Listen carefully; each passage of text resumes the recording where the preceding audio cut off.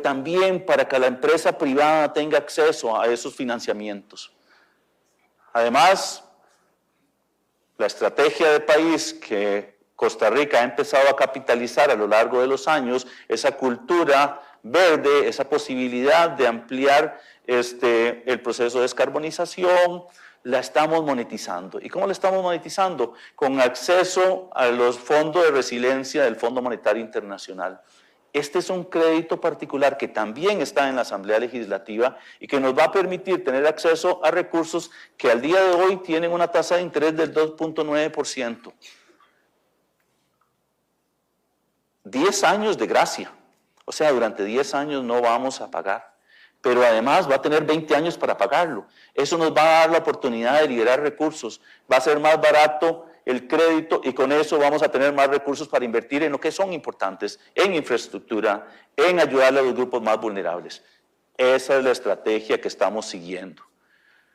Y por último, vamos a hacer algo que consideramos que es relevante. La fracción del Partido Progreso Social Democrático va a llevar a la Asamblea Legislativa una reforma constitucional. Este país tiene la particularidad de que cada año discute el presupuesto, pero discute el presupuesto desde el gasto y no del ingreso. Nadie analiza cómo vamos a financiarnos en colones, en dólares, en otra moneda, a corto plazo, a largo plazo. Tenemos un mercado pequeño y caro.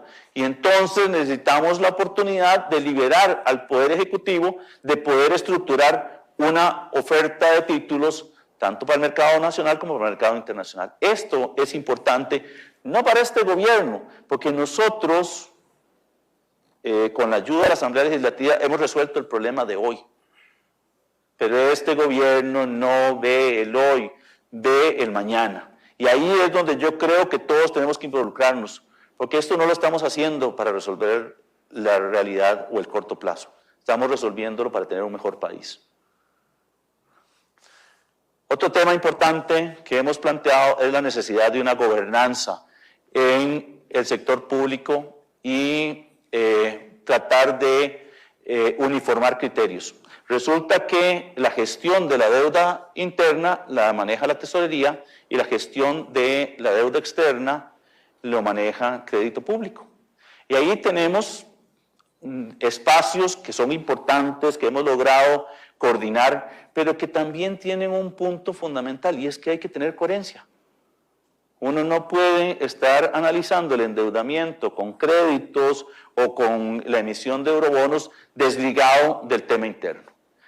Y por eso vamos a enviar a la Asamblea Legislativa un proyecto de ley de fortalecimiento de la gestión de deuda. Vamos a tener un único ente que va a definir cuál es la estrategia de endeudamiento.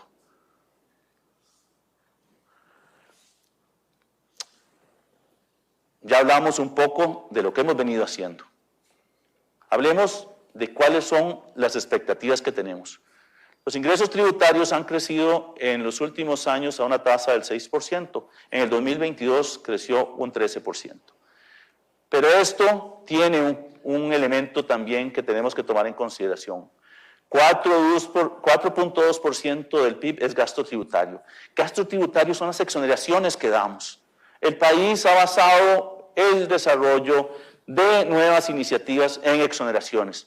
No podemos seguir en esa línea. Por eso, en este gobierno, al inicio del gobierno se aprobó un proyecto que estaba en la Asamblea Legislativa. Tuvo 8 años en la Asamblea Legislativa y no tomamos una decisión hasta ahora. Y es que tenemos que evaluar las exoneraciones. Las exoneraciones se dan en una realidad, pero persisten a lo largo de muchísimos años y creo que como país tenemos que tener una evaluación de costo-beneficio de cada una de ellas. ¿Por qué? Porque cumplen un rol en un momento dado. Por eso vamos a enviar a la Asamblea Legislativa el primer proyecto de eliminación de exoneraciones. Y cada 5 años, cada gobierno va a tener que hacer este análisis. ¿Por qué es importante para el país? Porque cada colón que damos en exoneraciones es un colón menos que recaudamos. Y es un colón menos que asignamos al desarrollo de este país.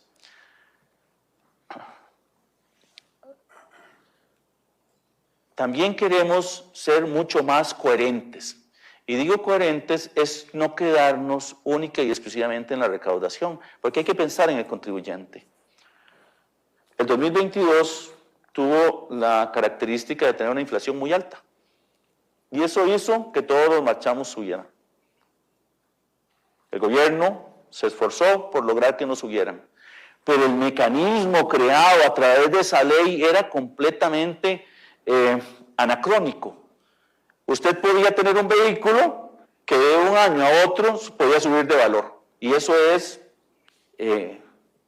no es lo natural.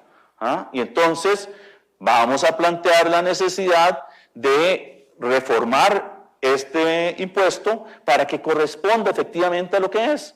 El valor de un vehículo va cayendo a lo largo de los años. Y por eso vamos a enviar a la Asamblea Legislativa un proyecto de ley para rediseñar el impuesto a la propiedad de vehículo. Cada año todos reclaman por el pago del marchamo. Parte de ese reclamo es responsabilidad de Hacienda y queremos que eso cambie. Uno normalmente asume que el valor de su vehículo en el primer año tiene 100, pero el segundo año no puede ser menos. Y esta es la línea en la cual vamos a ir disminuyendo el valor del vehículo. Para el año 6 esperaríamos que ese vehículo valga la mitad de lo que valía al inicio al momento de su compra. Y esto es responsabilidad, no es solamente responsabilidad con el Estado para la recaudación, porque lo que estamos haciendo es equilibrando el proceso de recaudación, sino con las personas, porque no se vale que una persona el 1 de enero no sepa cuánto va a pagar de marchamo.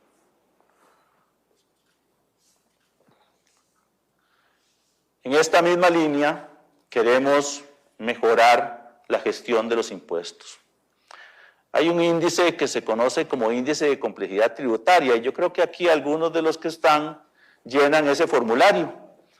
Resulta que entre más cerca de 1 esté usted, es más complejo el sistema tributario, más cerca de 0 es menos complejo. Resulta que Costa Rica es 0.45. Y uno podría decir, sí, pucha, estamos por debajo de la mitad. Sí, pero resulta que en Latinoamérica y el Caribe es 0.40. Y resulta que los países de la OCDE son 0.36. Y nosotros tenemos que medirnos con los mejores. Por eso estamos proponiéndole a la Asamblea Legislativa un cambio estructural en el marco tributario. Tenemos que abandonar un sistema que hemos venido llenando de parches, en donde lo que venimos es creando cédulas cada vez que requerimos recaudar más impuestos. Bueno, vamos a cambiar eso. Necesitamos un sistema que sea más progresivo, más justo, pero más equitativo. Que aquel que más tiene, pague más. Y eso lo logramos con la nueva ley del impuesto sobre la renta. ¿Qué tiene esta ley de impuesto sobre la renta? Tiene 3 impuestos fundamentales. Un impuesto para las personas físicas, un impuesto para las personas jurídicas y un impuesto para los no residentes. ¿Qué tiene cada uno de estos? En el caso de las personas físicas, y aquí es un tema importante, vamos a abandonar la idea de que un trabajador paga un impuesto, una persona física con actividad lucrativa paga otro impuesto y que vamos a tener esa, digamos, dispersión en el tema del pago de los impuestos. Va a haber un régimen general y un régimen especial. En el régimen general vamos a integrar las rentas de los salarios de las actividades empresariales o las rentas del capital inmobiliario. Cada uno de estos va a tener sus gastos deducibles y vamos a tener las rentas netas. Vamos a integrar todas estas rentas en una base imponible general a la cual le vamos a deducir un mínimo vital. Y aquí es un tema importante porque la principal discusión del proyecto que estuvo en la Asamblea Legislativa y fue archivado era que bajaba el mínimo vital. Y eso tenía un impacto en las personas. Nosotros, dada la prosperidad que tenemos hoy fiscal, estábamos avanzando en uniformar el mínimo vital. No le vamos a quitar a los trabajadores, le vamos a subir al trabajador independiente ese mínimo vital para uniformarlos. Y esto es importante, porque va a definir la base imponible general ajustada. Y esta es el esquema sobre el cual estaríamos trabajando. De 0 a 4